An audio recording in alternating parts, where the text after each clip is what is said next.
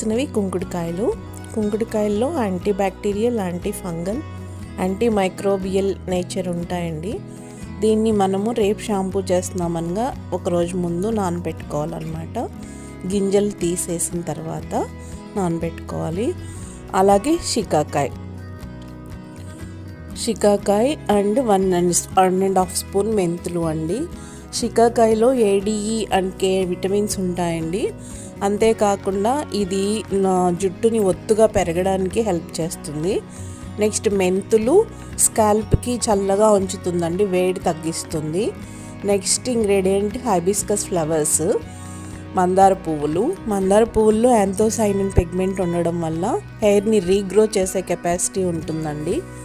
అంటే తిరిగి హెయిర్ని పుట్టిస్తుందన్నమాట, రీగ్రో చేస్తుంది.